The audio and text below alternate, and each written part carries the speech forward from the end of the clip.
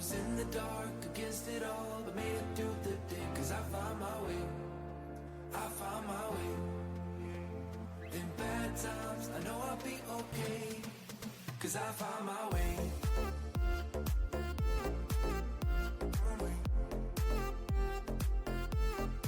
Cause I found my way.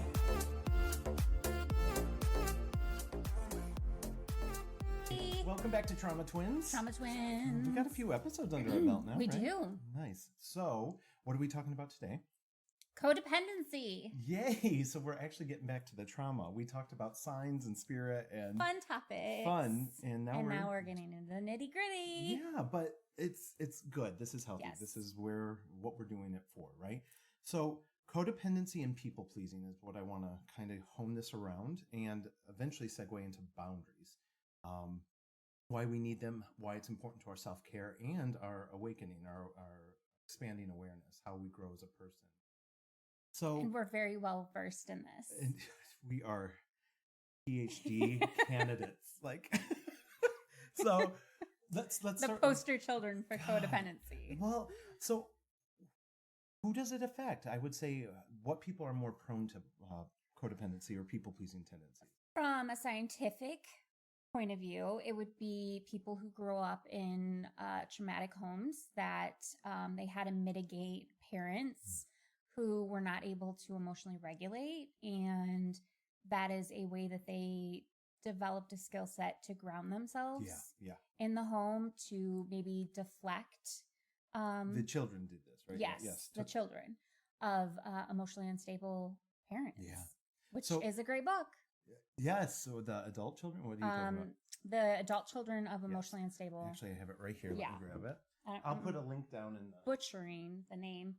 But that is a great book. Was Game transformational. changer. Just being aware is how you start to change these behaviors. Being aware of your tendency, your patterns to people please, to give up your own voice, your desires, your authentic needs and wants for that of your partner. Usually this is adult. It comes in the form of our romantic partners mostly. Yeah. Right? It can still be Well, like that siblings tends to and be family. But who you have the most intimate relationships with. yes. You give your power away the most. So that can be, but there's also enmeshment issues with parents and siblings, and you just develop unhealthy bonds with family. Yeah. But I think also to kind of go back a little bit, there are certain signs that are a little bit more. The astro people out there, right? Woo woo. People Why who do we do woo woo? It's not woo woo. It's not. But I love it. These are things that go back thousands of years. Yes, like I reclaim that power.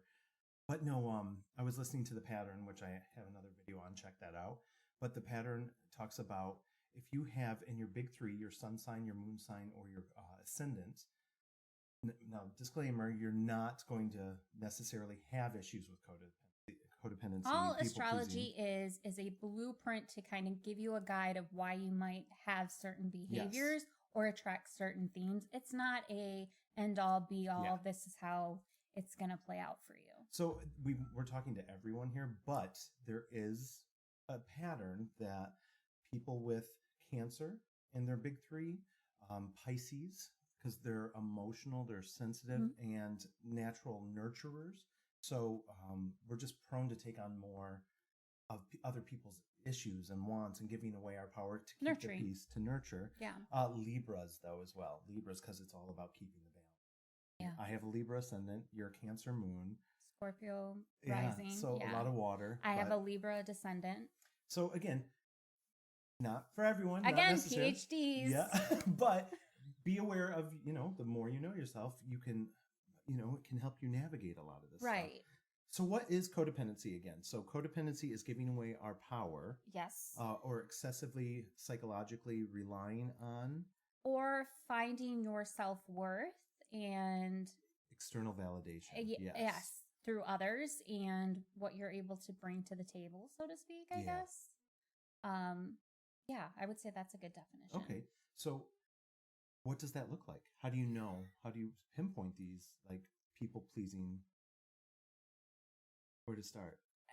Right. I mean, any woman watching can understand that we were conditioned from the time we were like 3 to be people pleasers. That's fascinating, actually. The way women are raised versus men. Yes. Yeah.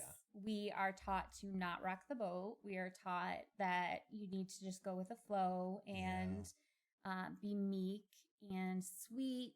Don't be, unkind. So I think that it develops in us a lot more so than men. I think men are more so encouraged to kind of take life by the horns and do whatever the hell they want to do. I think about this so often. We had to talk about, they did a study of little kids' shirts and how they're raised differently. And boys have all these predators like wolves, dinosaurs, T-Rex, and girls have like prey animals like bunnies, llamas are big right now. Yeah. Just curious. So it does start at it's very these young false age. beliefs that we take on as children. Yeah. That's without trauma. That's society, Yeah, that's societal and cultural. Yeah. But I think it shows up for us, at least for me. I can only speak from my experience. The ways that it showed up in my life was in my personal relationships with others. I wasn't able to say no. Yeah, that's a big one. I was not able to set boundaries. And then when you do, you feel guilty or shame about it. Still to this day feel guilt and shame around a boundary. Yeah. Me too. It also comes up for me as just not speaking my truth, not living authentically. Yeah. So what does that look like? Give me an example. What? Again, these are usually in relationships, but let's do one with a parent and then one with a partner. So okay, for me, with my parents, a lot of the boundary setting is religion. A lot of what we feel like actually going through this. This is again church trauma. Only true way to get to heaven is through Christ, and it's a one-way street, and either you're going or you're damned. And there's no gray area for it. Which we just that's not our truth. That's not true for us. I was talking about this the other day with Brian. I have a very difficult time subscribing to anything that says that you have to do it this way or you're going to hell, because if somebody doesn't have the luxury and access to the Bible, then you're saying you're condemning all of them because missionaries didn't get to that part of the island, so they're all going to burn in hell. Like, what was the point? I can't subscribe to that mentality. But so again, that boundary, it's different when you're a child. Again, we develop these behaviors. I don't think as children we were allowed to have boundaries. Well, that's what I mean. So it was a survival mechanism. Yeah. We just went along and we learned to go with the flow, keep the peace. My therapist used to have a phrase, peace at any price. Oh my God, that makes me want to cry. I don't know why. Where you sacrifice. You know what? I'm okay.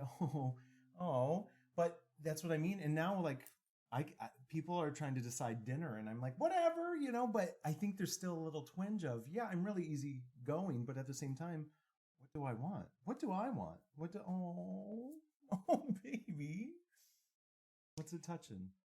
It makes me sad that both of us have had to deal with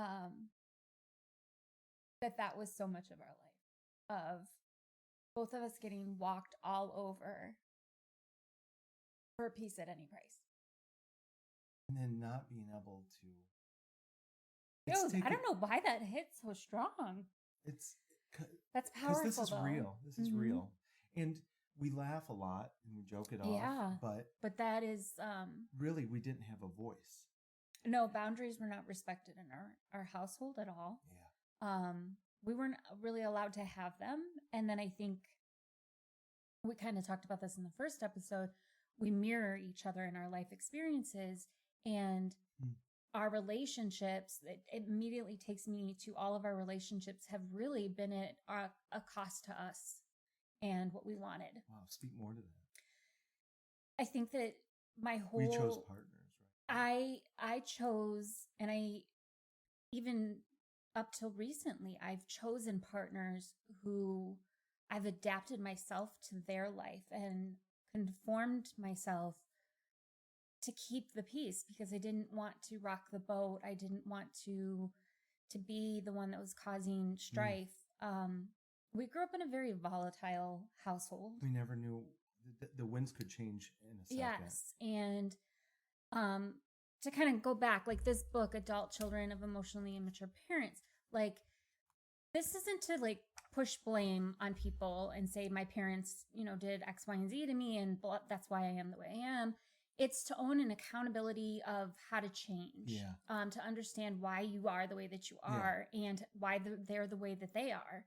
And I think that we developed a need out of that volatile environment of not knowing what to kind of expect, a way to kind of create calm in the chaos.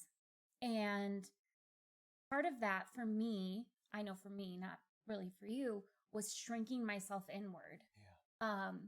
And I was always too much, too dramatic, too just too much. That's what I was always told. So I shrunk myself into where I didn't have an opinion. I didn't have a voice.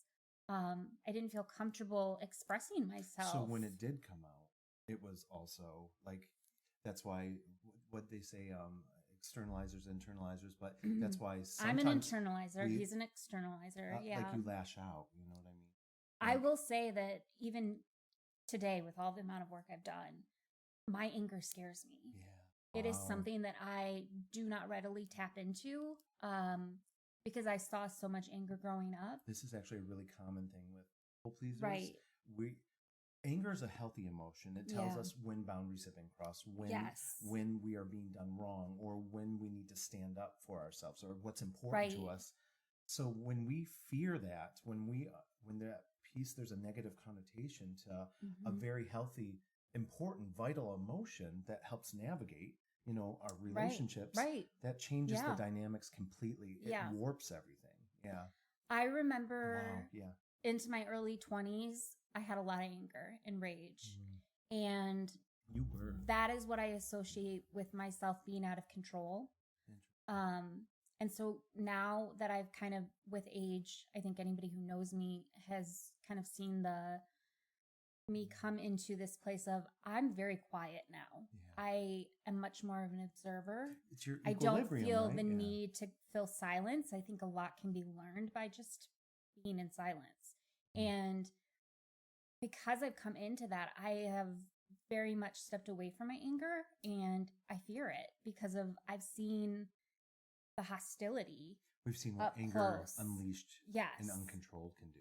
And that makes me nervous to tap into it. But at the same time, I'm not saying I don't ever feel anger. No, we need to feel anger. I feel anger at other people's injustices, which I think kind of leans into the codependency, to get us back on track. Yeah. I feel a lot of anger when somebody else has been wronged. Yeah. But not when I have been wronged. That's a great point. So again, there's something, maybe it's the nurture aspect, maybe it's the peacekeeping aspect, but people who are people pleasers, we have a hard time standing up, right? We will often, and this is what I did in my marriage, I always focused on helping others with their problems, helping others get through their tough times, off the I literally pressure on myself. I didn't have to show up for myself if I was showing up for other people. And that is one of the shadow sides of all this. Like, it's self-betrayal. You're betraying yourself, your needs. I chose a career doing that. Yeah. That's how much I did not want to face the music. I chose a career where I could focus on others and helping them get through their stuff.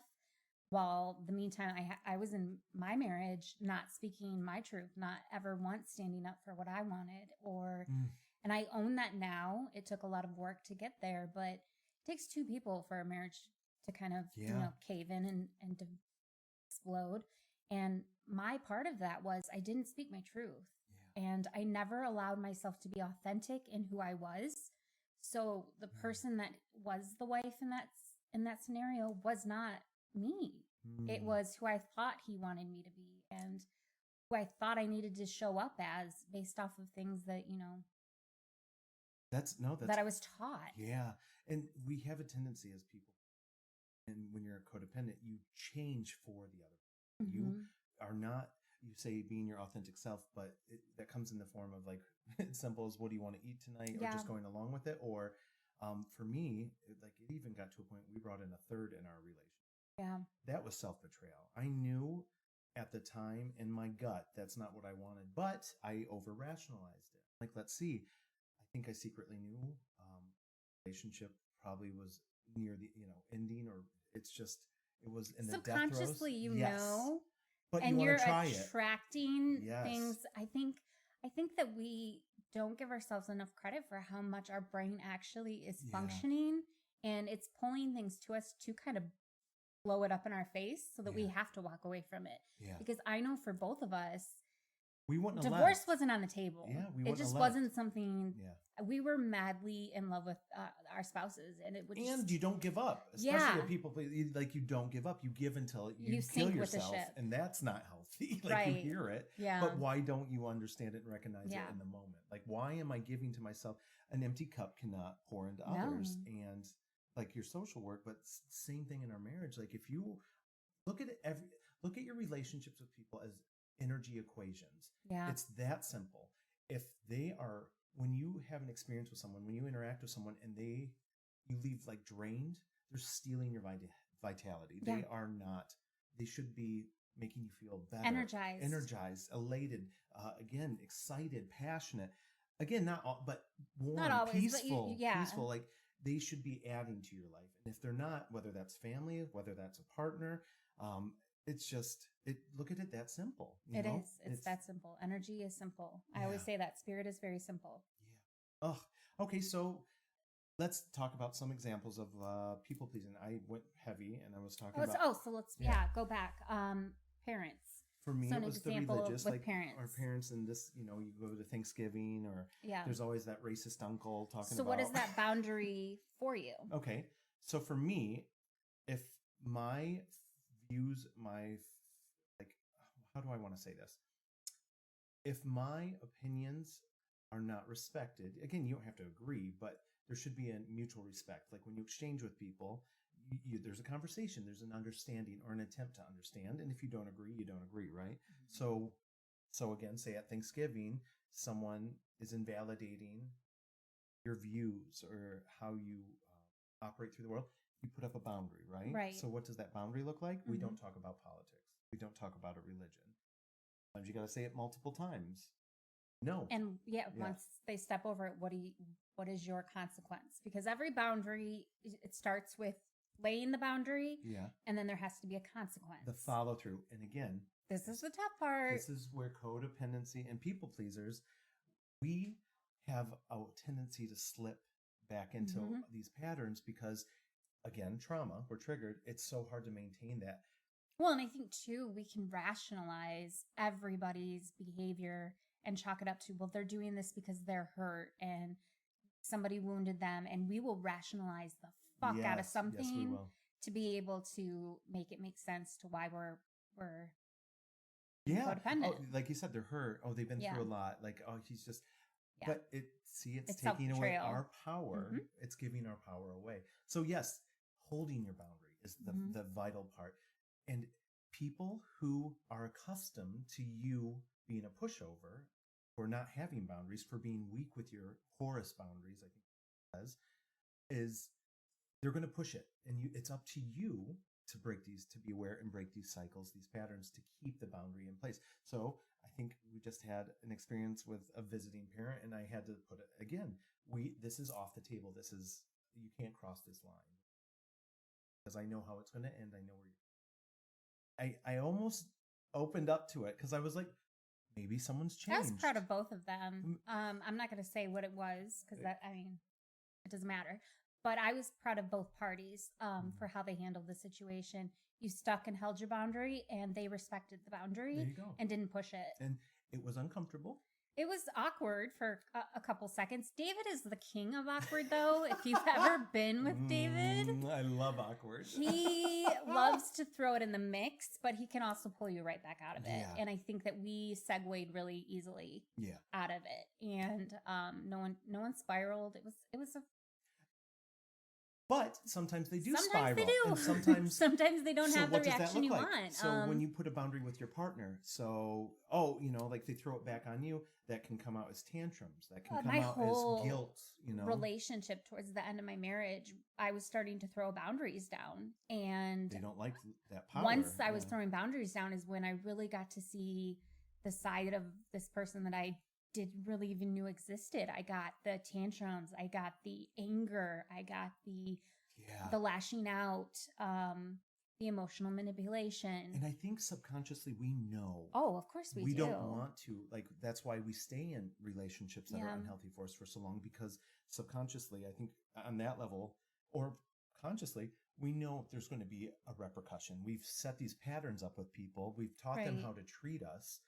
I think too, that's part of codependency is why we do what we do, is we know that if we are authentic with this person, we're going to lose them because they won't accept it. And so, which is so fucked up already, right? Like, it's all why fucked are we up with someone that it's all fucked up, isn't allowing us but to be you authentic? shape yourself into what they need because you want this person. You think you need the love. Yes. And we'll put a pin in that. In reality, you're creating something that it's not who you are. You can't authentically live and be something that you're not. Yeah, that simple. There's two things. Maya Angelou, always she's my sage, one of my sages, and she says, "You teach people how to treat you." You do. That is a fundamental. If you get that truth, it will change your life. It revolutionizes your life, because you got to take responsibility for yourself, and that's a hard thing for people pleasers too. If we're always going with the flow, that's another dark side of all this, the shadow side. Then I don't have to. I feel like I don't have to take responsibility for my own actions, because I'm going along with what they wanted to keep. But really, it's scary to stand up and to own your actions, to say, I want this, and consequences of your actions. You know what I mean? Taking on. Yeah, 100%. But I was going to say, there's a piece in here too, where you were talking about when we're not authentic, people pleasers and codependency, there's an element of, again, childhood trauma, of feeling that we have to earn love. Oh, yeah. That we have to, by the way we are behaving, what we're going along with, how we're taking care of it.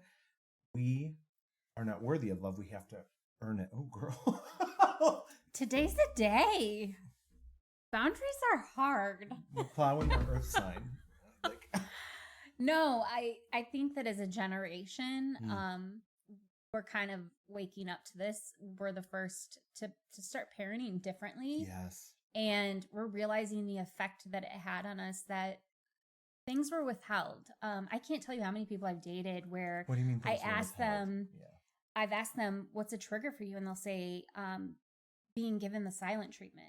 And I think how many times I was given the silent treatment, and things were withheld if you didn't act or respond a certain way in your household. And so to a child, that's withholding love. Withholding love. When you shut me down, when you ignore me. You're teaching me that if I state my truth, or if I am authentically myself, you're going to react in a way that creates a barrier to where I no longer have access to you. Your love. And that'll fuck you up in the head. Damaging. Oh, because hardcore. Then you start to internalize these beliefs of, I'm not deserving of when I am a certain way. Yep. The truth is, we are, just by being unconditionally, and we should always be unconditionally, because by virtue of being, right? Everything is deserving of love. And so everything. When we learn that we are not deserving, or when I behave I don't a know certain if we way, learn it. I don't want to. I'm careful with my language these days, in the sense of I want to be more intentional with my words. Okay.